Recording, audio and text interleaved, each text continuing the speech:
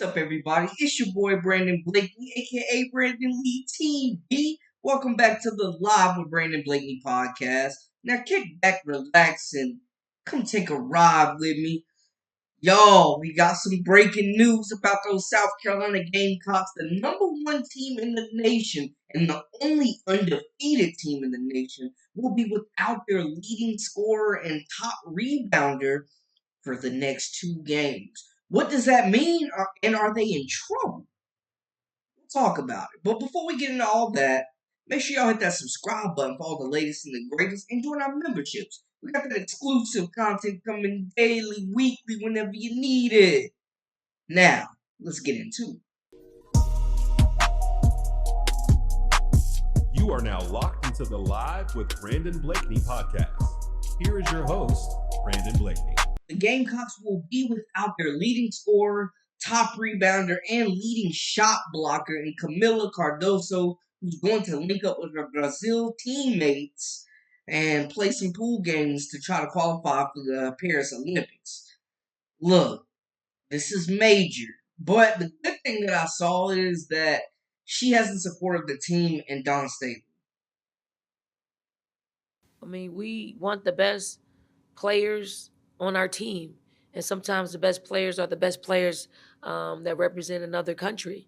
And when we recruited her, we said that if there's an opportunity for you to go with your national team, go with your national team. Same with L.A. Last year last couple of years, she went to, the Canadian national team training camp and competitions, and she's an Olympian. I mean, it only makes us feel good, but we do. I mean, we'll feel the void that Kamilla leaves with us, but I'm sure all the other post players are really preparing. I think Fagan's been preparing weeks prior to this happening now, because she knew Kamilla was going with the national team, so she started doing extra cardio probably for the past month. So, and it was on her. Like, it wasn't something that we said, go do extra. It was on her to be ready. So we'll call her number a lot over the next 2 days, and hopefully that builds some confidence with her and just strengthens our front court. Cardoso has started all 21 games for the Gamecocks. She's third in minutes played with 25.3. She leads them in scoring, rebounding, and we mentioned she's leading them in shot blocking as well. This is a big loss. She's the focal point of their offense as far as the low post options. You know what I'm saying?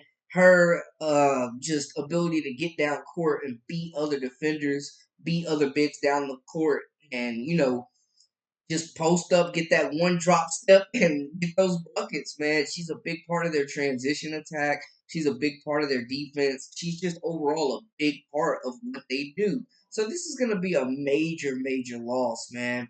You look at it over the next two games. She will miss the Mizzou game, which is a home game. But more importantly, looking ahead to their next game on February the 11th, they have a top 15 matchup hosting UConn, and Gino Auriemma and Paige Beckers coming to invade Columbia. So not having her for that game and having to deal with Aaliyah Edwards is major. Just her defensive ability, the way she impacts their defense, the way that she impacts shots, even if she's not blocking them, she's bothering them, and they're going to miss that size in the middle, man. I'm going to just go ahead and tell you that straight up.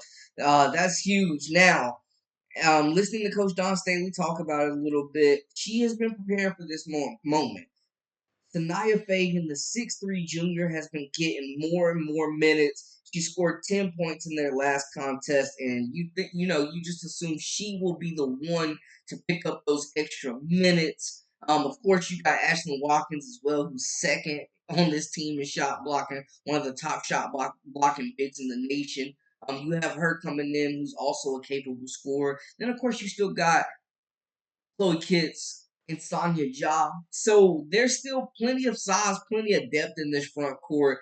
I think it will impact them more so against UConn when they have to match up with Leah Edwards, who's coming off a 30-point plus game herself. One of the best power forwards in the nation, can stretch it and shoot it a little bit.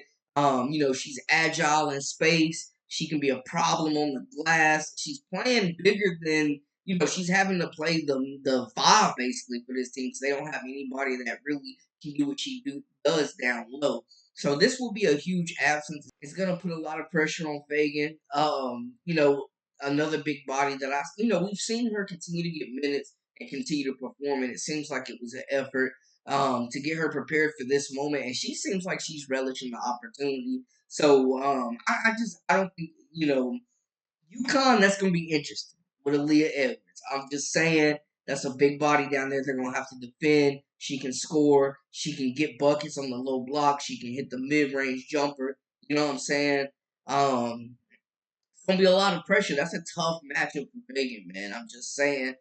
She's gonna be thrown into the fire, and hey, it's sink or swim at this point.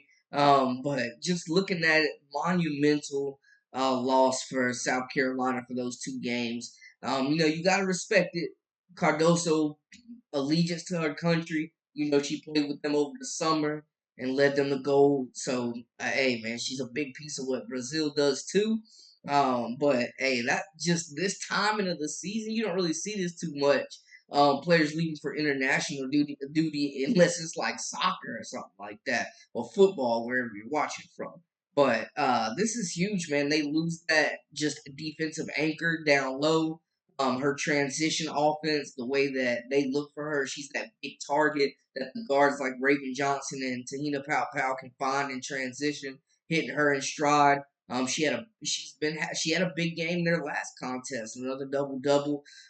She continues to just impact these games on both ends of the basketball court, imposing her will with that size, with her athletic ability.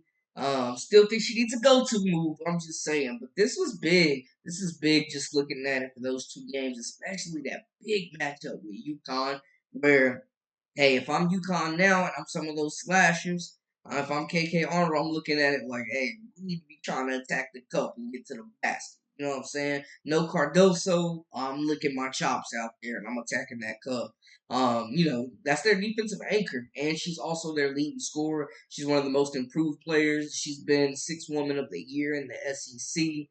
She's a potential top 5 draft pick in the WNBA coming up this year. So major, major loss. You cannot overestimate that. But we are talking about one of the deepest and most dominant team in college basketball right now on either side.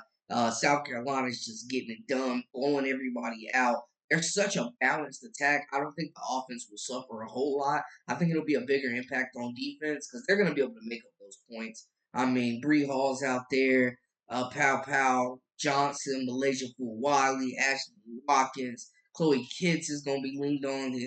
She's had some good games, and she's going to continue to be leaned on to maybe be that number one low post option for them.